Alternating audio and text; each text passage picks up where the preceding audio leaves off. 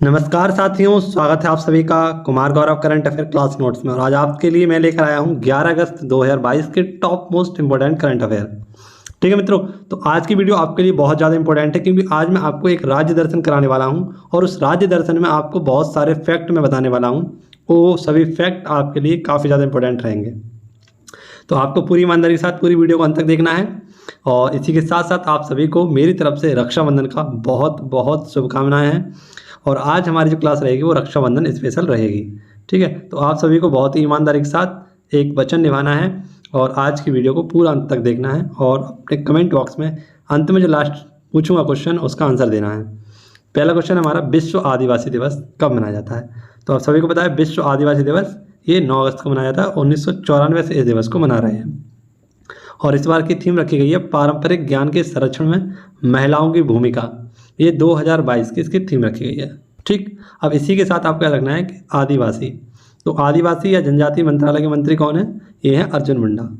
आप सभी को पता है कि 9 अगस्त को ही हम क्या मनाते हैं? तो विश्व आदिवासी दिवस मनाते हैं और 9 अगस्त को ही मनाते हैं नागासाकी दिवस। इसी के साथ भाला फेंक दिवस कब मनाते हैं? तो प्रत्येक 7 अगस्त को मनाते हैं। ट्राइफेड ये जनजातियों के उत्पादनों की बिक्री के लिए इसे बनाया गया था कब? 1987 में। ठीक है, इसीलिए हम सभी को पता है ट्राइफेड ये जनजातियों से संबंधित उत्पादों के लिए है।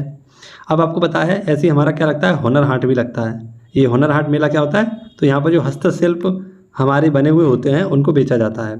ठीक है, आदिवासियों के द्वारा जो बनाए जाते हैं उन्हें बेचा जाता है। आदि महोत्सव ये हाल ही में मांडला मध्य प्रदेश में इसका उत्सव मनाया गया था। ठीक, अगला क्वेश्चन आपके लिए क्वेश्चन नंबर 2 है, बहुत इंपॉर्टेंट क्वेश्चन है। हिम ड्रोन एम थॉन कार्यक्रम, हिम ड्रोन अ थॉन कार्यक्रम ये भारतीय सेना के द्वारा ड्रोन फेडरेशन ऑफ इंडिया के हेल्प से इसे किया गया है। यानी आपको पता है कि जो सीमा पर हमारे सैनिक हैं उनके पथ के प्रदर्शन के लिए, है ना, उनके पथ में सही रास्ता दिखाने के लिए ड्रोनों का उपयोग किया जाएगा। तो उसके लिए हिम ड्रोन अ थॉन का एक कार्यक्रम स्टार्ट किया गया है। किसके द्वारा? तो भारतीय सेना के द्वारा। ठीक है मित्रों, अब ड्रोन की बात आई तो आपको पता है ड्रोन के द्वारा आप सभी को पता है मेडिसिन फ्रॉम द स्काई ये ड्रोन के द्वारा किया गया था। तो मेडिकल जो हमारी सुविधाएं होंगी, मेडिसिन उन्हें उपलब्ध कराना था और इसे स्टार्ट किसने किया था? तेलंगाना सरकार के द्वारा। ठीक है, आप सभी को यहाँ पर पॉइंट याद रखना है। अब आप सभी को एक और चीज़ याद रखनी है कि 15 जनवरी को क्या मनाते हैं? हम थल सेना दिवस मनाते हैं। और थल सेना के द्वारा ही हाल ही में क्या किया गया था? स्काई लाइट सेना, है ना, ये क्या किया था? स्काई लाइट को स्टार्ट किया गया था। यानी जो स्काई लाइट सेना के द्वारा स्टार्ट किया गया था इसका मतलब था कि हमारे जो अंतरिक्ष में सेना के द्वारा जो सैटेलाइट छोड़े गए हैं उनके द्वारा युद्धाभ्यास करना। ठीक है, और उनका एक बार चेक करना कि हमारी जो ताकत है वो एकदम ठीक ठाक है या नहीं। अगला क्वेश्चन बहुत ही इंपॉर्टेंट क्वेश्चन और इसमें एक क्वेश्चन मैंने कनेक्ट भी किया है, उसको भी इसमें बताऊंगा। पूछा गया है अंतर्राष्ट्रीय संघ, जिसे हम क्या कहते हैं? अंतर्राष्ट्रीय शतरंज संघ कहते हैं, है ना। अब इसके हाल ही में उपाध्यक्ष बनाए गए हैं और वो कौन बनाए गए हैं? तो ये बनाए गए हैं विश्वनाथ आनंद। आप सभी को पता है शतरंज के जादूगर इन्हें कहा जाता है और ये कौन है? तो विश्वनाथ आनंद भारत के पहले ग्रैंड मास्टर। इनके द्वारा इनकी एक फेमस बुक लिखी गई है, आप सभी लोग याद रखना, माइंड मास्टर। कौन सी मित्रों? माइंड मास्टर आपको याद रखना है। ठीक है, अब आप सभी को बताना चाहिए जो हमारा पहला राजीव गांधी खेल रत्न पुरस्कार दिया गया था वो भी किसे दिया गया था? विश्वनाथ आनंद को ही दिया गया था। लेकिन अब सभी को पता है उसका नाम बदलकर क्या रख दिया गया है राजीव गांधी खेल रत्न पुरस्कार का? तो मेजर ध्यानचंद्र खेल रत्न पुरस्कार इसका नाम रख दिया गया है। ठीक है, अब यहाँ तो हमारी बात हो गई कि अंतर्राष्ट्रीय जो शतरंज संघ के इसके उपाध्यक्ष कौन बन गए? विश्वनाथ आनंद। तो प्रेजेंट टाइम में इसके अध्यक्ष कौन होंगे? ये हैं आर्कडी वोकोविच। ठीक है, आर्कडी वोकोविच यहाँ पर इसके हेड है। यहाँ पर आपको याद रखना है कि जो हमारा फेडरेशन ऑफ ये है अंतर्राष्ट्रीय शतरंज संघ, इसकी स्थापना 20 जुलाई 1924 को की गई थी। ठीक है, इसीलिए आप सभी को बताया है कि 2020 से हम क्या मना रहे हैं? 20 जुलाई को अंतर्राष्ट्रीय शतरंज दिवस भी मनाते हैं। ठीक है, ये पॉइंट हमारा यहाँ करंट अफेयर से स्टार्टिंग हुआ और आपको याद रखना है। अब यहीं पर आपको याद रखना है कि हाल ही में शतरंज ओलंपियाड जो होने वाले हैं ये 44वें नंबर के हैं। ये भारत में होने वाले हैं और भारत में भी कहाँ पर होंगे? चेन्नई में। इनका आयोजन वैसे कहाँ होने वाला था? रूस में होने वाला था, लेकिन रूस और यूक्रेन के विवाद के बाद इसे स्थगित किया गया भारत में। अब आपको पता है हाल ही में एक और प्रतियोगिता हुई थी हमारी, इसमें हमारे 75वें नंबर के जो ग्रैंड मास्टर बने हैं वो कौन बने हैं? वी प्रणव। इनका नाम आपका रखना वी प्रणव का। ये 15 साल के एक ग्रैंड मास्टर बने हैं। और आपको याद रखना है कहाँ से, ये चेन्नई के, ठीक है, चेन्नई तमिलनाडु से ये संबंधित है। ग्रैंड मास्टर हैं भारत के, 75वें ग्रैंड मास्टर हैं, ठीक है। अब आप सभी के लिए कुछ खेल संगठन हैं और उनसे संबंधित उनके कुछ प्रमुख आप सभी के व्यक्तित्व हैं जो इनके अध्यक्ष हैं, ठीक है। जैसे कि आईसीसी क्रिकेट समिति के अध्यक्ष कौन है, तो आईसीसी क्रिकेट समिति के अध्यक्ष हैं सौरव गांगुली। जबकि आईसीसी के हेड आपसे पूछे कौन है, तो Greg Berkeley. National academy of cricket head, इसके हेड कौन है, तो बीवीएस लक्ष्मण। नाडा नेशनल एंटी डोपिंग एकेडमी, इसके हेड कौन है, इसके महानिदेशक कौन है, सिद्धार्थ सिंह लोकजान। राष्ट्रीय पैरालंपिक, इसके अध्यक्ष कौन है, तो दीपा मलिक। भारतीय तीरंदाजी संघ, इसके अध्यक्ष कौन है, अर्जुन मुंडा। भारतीय क्रिकेट कंट्रोल बोर्ड, इसके अध्यक्ष कौन है, यानी कि बीसीसीआई के अध्यक्ष कौन है, तो ये है सौरभ गांगुली, ठीक है। और नेक्स्ट आपके सामने है क्या, तो भारतीय क्रिकेट जो हमारा है इसके कंट्रोल बोर्ड के सचिव कौन है, तो ये है जय शाह। इसी के साथ आईसीसी के अध्यक्ष कौन है, तो ग्रेग बर्कले, और ये कहाँ से है, न्यूजीलैंड से। आईसीसी प्रथम स्वतंत्र महिला निदेशक कौन है, Indira Nooyi. Women Indian women cricket team की कोच कौन है, तो रमेश पवार। भारतीय टेबल टेनिस संघ के अध्यक्ष कौन है, दुष्यंत चौटाला। और फीफा के अध्यक्ष कौन है, तो जियानी इन्फेंटिनो। कौन है मित्रों, Gianni Infantino. Next hockey India के अध्यक्ष कौन है, ज्ञानेंद्रो निकोबाम। भारतीय ओलंपिक संघ के अध्यक्ष कौन थे मित्रों, तो नरेंद्र बत्रा थे, लेकिन इन्होंने क्या कर दिया है, इस्तीफा दे दिया है। अंतर्राष्ट्रीय हॉकी संघ के अध्यक्ष कौन है, तो नरेंद्र बत्रा प्रेजेंट टाइम में हैं। अंतर्राष्ट्रीय ओलंपिक संघ समिति के अध्यक्ष कौन है, तो ये है थॉमस बॉक, ठीक है, और ये कहाँ के हैं, जर्मनी के। भारतीय बैडमिंटन संघ के अध्यक्ष कौन है, हेमंत बिस्वा शर्मा। तो ये सारे नाम आपने सुने होंगे, लेकिन अलग अलग रूप में इनका नाम आपने सुना होगा, लेकिन मैंने इसकी एक छोटी सी लिस्ट आपके सामने पेश की है और इसके साथ साथ मैंने इंपॉर्टेंट पर भी टिक कर दिया है। तो ये सारे पॉइंट आपको याद होने चाहिए जो मैंने आपको अभी बताए हैं, ठीक है। अगला क्वेश्चन है आपके सामने, क्वेश्चन नंबर 4। एक्स वज्र प्रहार, आप सभी को पता है वज्र प्रहार हो गया, युद्धाभ्यास हो गया, इसी के साथ साथ मालाबार युद्धाभ्यास हो गया। ये हमारे किसके साथ होते हैं, तो ये भारत और अमेरिका के मध्य होते हैं। हाल ही में इसका जो आयोजन किया जाएगा वो कब किया गया था, 8 अगस्त को। कहाँ पर किया गया था, तो हिमाचल प्रदेश में। और हिमाचल प्रदेश में भी कहाँ पर किया गया था, तो बकलोह एक स्थान है, यहाँ पर किया गया था। अब अमेरिका के साथ हमारे अन्य युद्धाभ्यास होते हैं, जैसे युद्धाभ्यास होता है, इसमें भारत और अमेरिका पार्टिसिपेट करते हैं। एक होता है मालाबार युद्धाभ्यास, ये संयुक्त सैन्य अभ्यास है और इसमें 4 देश होते हैं, जिसमें आपको जापान, अमेरिका, इंडिया, ऑस्ट्रेलिया ये होते हैं। तो यहाँ पर याद रखना है अमेरिका के साथ साथ इनमें 3 अन्य देश भी होते हैं, अपना भारत, जापान और ऑस्ट्रेलिया। ऐसे ही हाल में हुआ था MPX युद्धाभ्यास, ये भारत का पहले जापान के साथ हुआ था, लेकिन हाल ही में ये चीन के साथ भी हुआ था। नेक्स्ट रिम्पैक्स, तो ये हवाई द्वीप, और हवाई द्वीप कहाँ पर है, तो ये अमेरिका का एक राज्य है ना। और इसमें भारत की तरफ से INS सतपुड़ा ने भाग किया था। बात कर रहे थे हवाई द्वीप की, तो हवाई द्वीप इसकी राजधानी क्या है, होनोलुलु। और भारत का जो मोनालाव, माफ करना, विश्व का जो मोनालाव ज्वालामुखी है वो कहाँ पर पड़ता है, तो ये भी हवाई द्वीप पर पड़ता है, जो हाल ही में इसमें विस्फोट हुआ था। अब युद्धाभ्यास की बात करें तो आप सभी को पता है भारत का पड़ोसी देश कौन सा है, श्रीलंका। तो श्रीलंका के साथ हमारा होता है मित्र शक्ति युद्धाभ्यास। कौन सा होता है, मित्र शक्ति युद्धाभ्यास। एक हमारा ऊपर नेपाल है, तो नेपाल के साथ होता है सूर्य किरण युद्धाभ्यास। यहाँ पर देखें तो बांग्लादेश है, तो इसके पास संप्रीति युद्धाभ्यास और इसके साथ साथ बोंगो सागर युद्धाभ्यास भी होता है। इंडोनेशिया के साथ समुद्र शक्ति युद्धाभ्यास होता है। कौन सा मित्रों, समुद्र शक्ति। जबकि जापान के साथ आपको 2 याद रखने हैं, एक शून्य मित्र युद्धाभ्यास और एक है हमारा मालाबार युद्धाभ्यास, और एक है हाल ही में बनाया गया था इसे, और इसका नाम था धर्मगोर्जियन। कौन सा मित्रों, धर्मगोर्जियन। तो आप सभी को याद रखने हैं, ठीक है, ये बहुत इंपॉर्टेंट है। इसके साथ साथ वरुण, अरुण और शक्ति, ये तीनों युद्धाभ्यास किसके साथ बनाए जाते हैं, फ्रांस और भारत के साथ, ठीक है। ये पॉइंट आप लोग याद रखना। अगला क्वेश्चन देखते हैं, बहुत ही इंपॉर्टेंट क्वेश्चन, और इसमें आपको उत्तर प्रदेश राज्य के आज दर्शन कराने वाला हूँ। उसकी प्रमुख कुछ हमारी जो योजनाएं हैं उनके बारे में आपको बताने वाला हूँ। उससे पहले आज की एक योजना देखते हैं जो यूपी से संबंधित है, पंचामृत योजना। तो पंचामृत आप सभी को याद रखना है, ये गन्ने के उत्पादन को बढ़ाने के लिए और किसान की आय दोगुना करने के लिए योजना स्टार्ट की गई है। और इस योजना के तहत गन्ने के उत्पादन को बढ़ावा दिया जाए किस प्रकार से, ऐसी 5 विधियों के बारे में बताया गया है। एक ट्रेंच विधि है, एक पेंडी विधि है, ट्रिप इरिगेशन, और इसी के साथ मल्चिंग और सह फसल। इन 5 प्रकारों से क्या किया जाएगा, गन्ने का उत्पादन बढ़ाया जाएगा। और जब गन्ने का उत्पादन बढ़ जाएगा तो यहाँ पर किसान की आय दुगनी हो सकती है ना। तो यहाँ पर याद रखना है, जो किसानों की आय दुगनी करने का लक्ष्य है वो किसके द्वारा, तो अशोक दलवाई समिति के द्वारा इसे प्रस्तावित किया गया था। ठीक है, तो यूपी में किसकी सरकार चल रही है, अभी बीजेपी की सरकार चल रही है और योगी आदित्यनाथ जी यहाँ के मुख्यमंत्री हैं। यहाँ के गवर्नर आपको बताइए आनंदीबेन पटेल हैं। कौन है मित्रों, आनंदीबेन पटेल।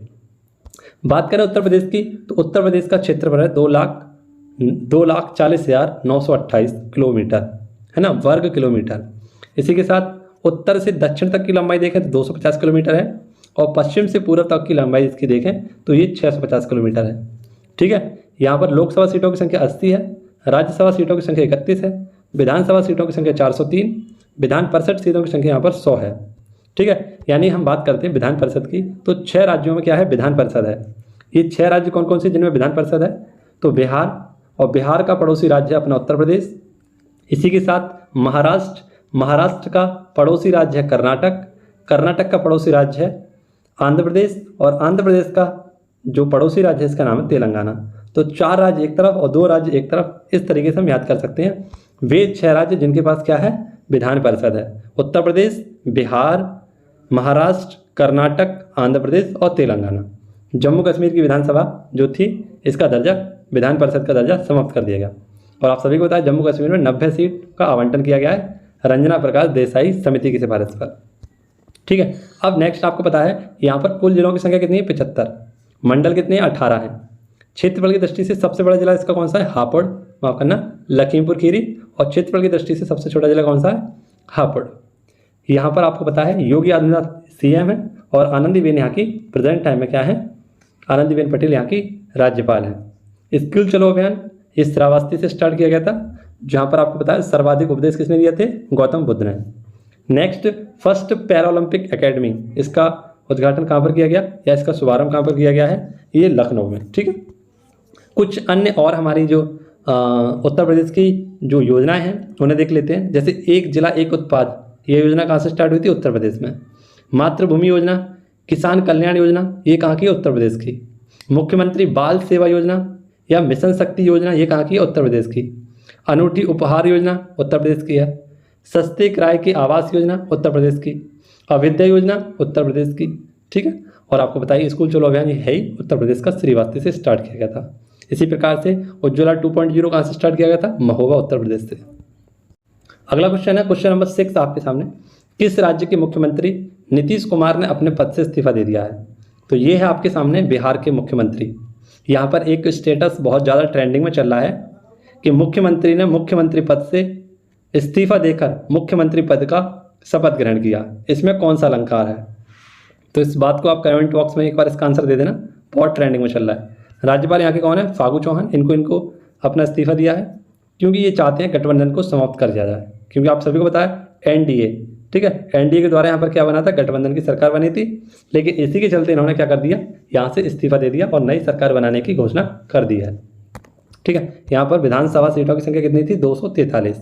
कमेंट बॉक्स में लोकसभा, राज्यसभा और विधान परिषद की सीटों का आप वर्णन करेंगे और बताएंगे मुझे कमेंट बॉक्स में। तब तक कुछ और चीज़ें देख लीजिए, जैसे त्रिपुरा के सीएम हाल ही बने थे कौन, डॉक्टर मानिक साहब। दिल्ली के उपराज्यपाल कौन है, विनय कुमार मिश्रा। सियान मुद्रा में जो हमारी गौतम बुद्ध की मूर्ति है वो कहाँ पर है, बोध गया में। लगभग 100 फीट ऐसे और लगभग 30 फुट ऐसे उसकी लंबाई और ऊंचाई है। ठीक है, अगला क्वेश्चन बहुत इंपॉर्टेंट क्वेश्चन आप सभी के लिए और बहुत इंपॉर्टेंट क्वेश्चन आज का, राष्ट्रीय शिक्षा नीति 2020 उच्च शिक्षा संस्थानों के लिए पाठ्यक्रम में 100% लागू करने की घोषणा किसने की है, गोवा ने।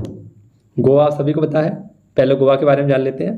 पहला रेबीज मुक्त हर घर जल वाला राज्य, मुख्यमंत्री कौन है यहाँ के, प्रमोद सावंत हैं, और समान सिविल संहिता लागू करने वाला पहला राज्य है जिसे हम यूसीसी कहते हैं। ठीक है, आप सभी को याद होना चाहिए। नेक्स्ट अब बात करते हैं न्यू एजुकेशन पॉलिसी। तो ये सबसे पहले आई थी कब, 1968 में। इसकी बाद आई 1986 में और उसके 34 साल बाद दोबारा से ये 2020 में आई है। ठीक है, और किसकी सिफारिश पर आई है, तो कस्तूरी रंगन समिति की सिफारिश पर आई है। इसके तहत क्या क्या किया गया, तो मानव संसाधन विकास मंत्रालय जो था उसका नाम चेंज किया गया और इसके स्थान पर क्या आएगा, शिक्षा मंत्रालय। और इसके मंत्री कौन बनाए गए, पहले तो धर्मेंद्र प्रधान, लेकिन अभी प्रेजेंट टाइम में कौन है इसके मंत्री, तो आप सभी को कमेंट बॉक्स में बताना है कि शिक्षा मंत्रालय के मंत्री कौन है। नेक्स्ट, यहाँ पर जो हमारा 10+2 का फॉर्मूला था उसे चेंज किया गया और इसके स्थान पर 5+3+4 का फॉर्मूला आया है। कितने साल बाद आया है? तो 34 साल बाद, जो कि 1986 में लास्ट टाइम आई थी। ठीक है, अब आप सभी को याद रखना है, एक पॉइंट याद रखना है कि प्राइमरी लेवल पर जो 100% NEP लागू की थी वो किसने की थी? उत्तराखंड ने। जबकि यहाँ पर आपको देखना है उच्च शिक्षा संस्थानों में पाठ्यक्रम में 100% न्यू एजुकेशन पॉलिसी लागू किसने की है? तो गोवा ने। ठीक है, तो ये पॉइंट भी आपको याद रखना है। जैसे कि आप देख लीजिए, शिक्षा किस सूची का विषय है? तो समवर्ती सूची का विषय है। लेकिन इससे पहले ये किसका था? राज्य सूची का विषय था। लेकिन 42वें संविधान संशोधन के तहत इसे किसमें कर दिया गया? समवर्ती सूची में शामिल कर दिया गया। आर्टिकल 21A, इस शिक्षा का मौलिक अधिकार दिया गया है बच्चों को। यानी यहाँ पर आपको याद रखना है कि 6 से 14 वर्ष के बच्चों को कैसा? निःशुल्क शिक्षा प्राप्त होनी चाहिए। और हाल ही में आपको पता है जो हमारा राइट टू एजुकेशन एक्ट आया, कब आया था? 2009 में। ठीक है, और लागू कब से हो गया? ये 2010 से। अगला क्वेश्चन है प्रवाज अभिनव मार्केट लीकेज योजना। ये कहाँ की है? जम्मू कश्मीर की है। ठीक है, आप सभी को याद रखना है। किसके लिए? तो जो हमारे फल जैसे एप्पल होता है, जम्मू कश्मीर सबसे ज़्यादा एप्पल होता है, एप्पल फेस्टिवल भी यहीं पर मनाते हैं। तो आप सभी को याद होना चाहिए एप्पल, जब इसको हम किसी सड़क मार्ग के द्वारा ले जाएंगे तो क्या होगा? ये खराब जल्दी हो जाएगा, है ना। तो इसीलिए हवाई मार्गों का प्रयोग किया जाता है। लेकिन इसमें क्या होता है? किसानों को बहुत ज़्यादा खर्चा झेलना पड़ता है। तो उसी को खर्चे को कम करने के लिए उसी में 25% की सब्सिडी मिल सके, यानी हवाई मार्ग से जब फलों को भेजा जाए तो उसको भेजने के लिए 25% सब्सिडी मिले किसानों को। इसके लिए प्रवाज अभिनव मार्केट लीकेज योजना स्टार्ट की गई है। कहाँ पर? जम्मू कश्मीर में। जम्मू कश्मीर की उपराज्यपाल प्रेजेंट टाइम में कौन है? तो मनोज सिन्हा है। ठीक है, इससे पहले कौन थे? तो गिरीश चंद्र मुर्मू थे। लेकिन अब वो कौन बन गए हैं? तो भारत के कंट्रोलर एंड अटॉर्नी जनरल बन चुके हैं। ठीक है, और मनोज सिन्हा प्रेजेंट टाइम में कौन है यहाँ के? तो आपको याद रखना है ये अभी प्रेजेंट टाइम में उपराज्यपाल हैं जम्मू कश्मीर के। जम्मू कश्मीर में ही हमारा नेशनल पार्क है दाचिंगम नेशनल पार्क। यहाँ के इतिहास के बारे में किस पुस्तक में लिखा गया है? तो राज तरंगणी में। ये किसके द्वारा लिखी गई है? तो कल्हड़ के द्वारा इस पुस्तक को लिखा गया है। ये यूटी कब बना था, यानी यूनियन टेरिटरी कब बना? तो 31 अक्टूबर 2019 को। फलों की खेती को क्या कहा जाता है? इसका कमेंट बॉक्स में आंसर बताइए। कुल विधानसभा सीटों की संख्या यहाँ पर कितनी है? 90, जिसमें 43 सीटें जम्मू कश्मीर की हैं और 47 कश्मीर की हैं। 43 जम्मू की और 47 कश्मीर की। किसकी सिफारिश पर? तो रंजना देसाई प्रकाश जो समिति बनाई गई थी, इसकी सिफारिश पर। अगला क्वेश्चन बहुत इंपॉर्टेंट क्वेश्चन, डिफेंस एक्सपो 2022। ये डिफेंस एक्सपो क्या होता है? सबसे पहले जानते हैं। डिफेंस एक्सपो का मतलब होता है प्रदर्शन करना, और डिफेंस मतलब जो हमारी रक्षा के हथियार हैं उनका प्रदर्शन करना। तो ये इसका आयोजन कुछ समय पहले किया जाना था गांधीनगर गुजरात में ही, लेकिन आपको बताया इसको कैंसिल कर दिया गया। लेकिन पुनः से इसका हाल ही में आयोजन किया जाएगा। कब? तो 18 से 20 अक्टूबर के मध्य इसका आयोजन किया जाएगा। 18 से 22 अक्टूबर के मध्य इसका आयोजन किया जाएगा। कहाँ पर? तो गांधीनगर गुजरात में ही। यहाँ पर क्या होगा? तो सेना द्वारा हथियारों की प्रदर्शनी की जाएगी, जो कि एशिया की सबसे बड़ी प्रदर्शनी होगी। ठीक है, ये बात आपको याद रखनी है। और इसका लक्ष्य क्या है? तो सन 2025 तक $5 अरब हथियारों का निर्यात करने का लक्ष्य है। विंग्स इंडिया 2022 का आयोजन कहाँ किया गया? बेगमपेट एयरपोर्ट हैदराबाद में। आरोहण 4.0 का आयोजन क्या किया है? शिमला हिमाचल प्रदेश में। सीमा दर्शन योजना कहाँ की है? गुजरात की है। WHO के द्वारा ट्रेडिशनल मेडिकल सेंटर कहाँ पर स्टार्ट किया गया, स्थापित किया गया? तो जामनगर गुजरात में। ठीक है, अगला क्वेश्चन है आज़ादी के 75 साल पूरे होने पर गूगल ने लॉन्च किया इंडिया